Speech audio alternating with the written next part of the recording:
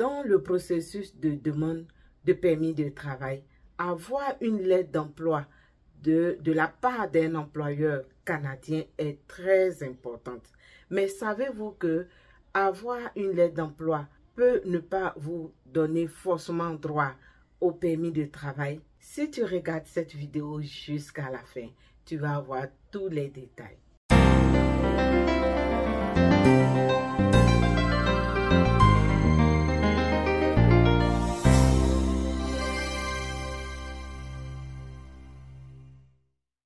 Tu veux venir au Canada, tu es tout entremêlé, il y a tellement de programmes, il y a tellement d'informations, tu as besoin de conseils, tu as besoin d'orientation pour faire un bon choix de programme, pour faire un bon CV et trouver du travail et immigrer au Canada.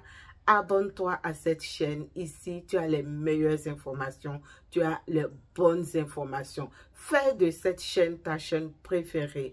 Ne pars plus de cette chaîne. Abonne-toi et active surtout la cloche de notification pour avoir la primeur de l'information chaque fois que je poste une vidéo. Si c'est la première fois que tu me découvres, sache que mon nom est Blandine Kofi et sur ma chaîne, comme je l'ai annoncé, je parle d'immigration, je parle du Canada en général et ici je donne des conseils, je donne aussi des orientations pour réussir votre processus d'immigration. Je vous donne aussi des conseils pour une meilleure intégration une fois que vous serez sur le sol du Canada.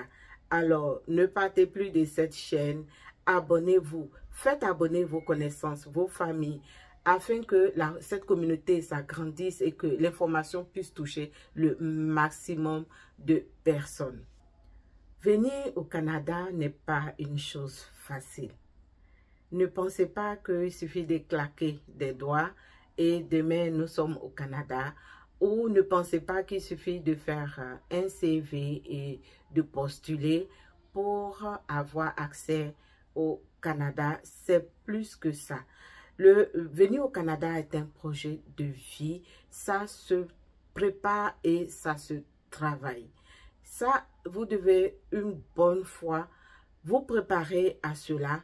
Parce que si vous pensez que tout est facile et que tout va vous être facile, vous serez très vite dessus. Moi, c'est le conseil que je peux donner aux uns aux autres. Sinon, en ce moment-là, il y a des pays qui seraient vidés de leur population parce qu'ils seront tous venus au Canada. Donc, vous comprenez que ce n'est pas aussi facile que on peut le faire croire ou qu'on peut le penser. Alors, c'est en cela que vous allez comprendre ce que je vais expliquer tout à l'heure, qu'avoir une lettre d'emploi ne vous donne pas forcément un permis de travail. Le processus est scindé en deux. Une première partie, un employeur quelconque dépose une annonce sur une plateforme. Vous tombez sur l'annonce, vous répondez. Vous entendez avec l'employeur après entrevue qui vraiment vous recrute et cet employeur va demander auprès du gouvernement le IMT ou le CAQ pour ceux qui sont au Québec. En ce moment, il sait qu'il a besoin de vous pour faire son travail. Lorsque le gouvernement accepte donc le IMT et le CAQ, il vous octroie. Il signe d'abord avec vous un contrat de travail et il vous donne une lettre d'emploi. Félicitations, c'est déjà un grand pas. Avec cette lettre d'emploi, vous avez l'autorisation de demander un permis de travail. Vous devez donc savoir que vous devez répondre à ce niveau à certaines exigences auprès du bureau du visa selon les critères de vos pays d'origine.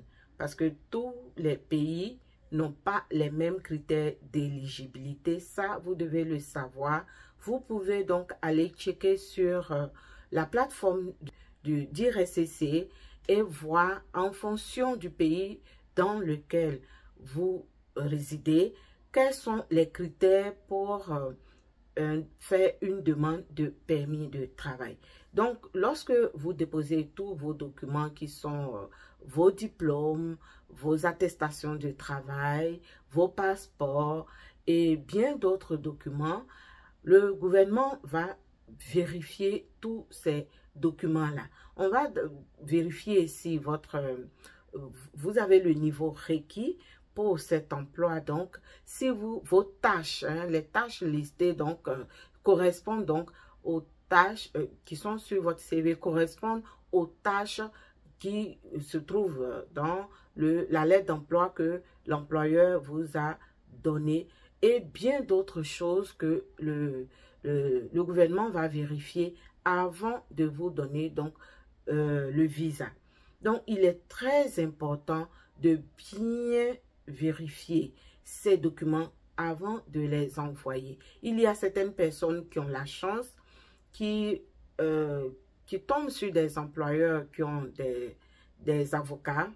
Et donc, ces avocats-là s'occupent de faire le IMT, le CAQ et même s'occupent de faire le permis de travail de ce futur employé-là. En ce moment, vous êtes plus ou moins protégé et l'avocat va se charger donc de vérifier tout avant lui d'envoyer au bureau de visa. Sinon, si, comme certains employeurs font, après la lettre d'emploi qu'ils vous donnent, à vous d'aller faire votre demande de permis de visa. Vous devez donc vérifier que tous vos documents respectent les normes que le bureau de visa vous demande et que tous vos diplômes sont certifiés, authentifiés, que vous avez les tâches requises pour le nouvel emploi que l'on vous propose. C'est très important. Ce sont des choses que vous devez savoir parce que beaucoup pensent que le fait que j'ai un employeur m'ait contacté et qu'il m'ait donné une lettre d'emploi me donne forcément droit à un permis de travail. Si l'employeur vous accepte et que le bureau de visa voit de l'ambiguïté dans votre parcours, il peut vous refuser le permis parce que vous ne respectez pas les critères. En ce moment, l'employeur, bon, il aura à aller chercher donc quelqu'un d'autre pour faire son travail. Donc, il est très important que vous le sachiez. Si je voulais donner l'information, parce que j'ai un de mes abonnés qui m'a posé la question et je me suis dit, pourquoi pas faire une vidéo? Je sais que ça va aider plus d'une personne parce qu'il y a des gens qui ont cette préoccupation mais ne savent même pas où trouver la réponse. J'espère donc que cette vidéo va aider plus d'une personne et que vous serez orienté à partir de maintenant. S'il vous plaît, prenez la peine de préparer votre processus d'immigration. Je le dis et je le répète, si vous pensez ne pas réussir ce processus seul, vous pouvez toujours contacter un avocat pour vous aider. Évidemment, vous allez donc le payer, ou un consultant en immigration qui a reçu une formation et qui peut aussi vous aider. Et c'est un prestataire de services et donc vous allez devoir payer les services de ces personnes-là.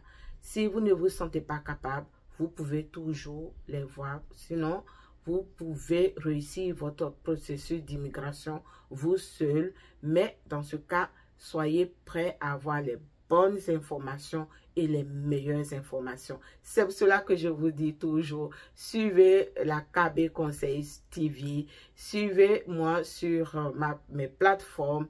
Là, je donne les vraies informations. Vous ne pouvez pas donc vous perdre dans toutes ces explications. Je vous dis merci de me suivre. Merci pour votre fidélité et à la prochaine.